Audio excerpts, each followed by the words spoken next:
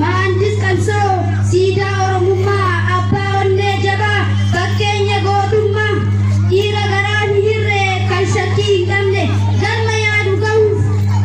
duubatti hin jenne galma yaadee ga'uuf kan duubatti hin jenne daandii bilisummaa eessa akka ta'e barbaadee kan fudhatee kan ka'e eessa ta'e barbaadee fudhatu kan ka'e garmummaa didee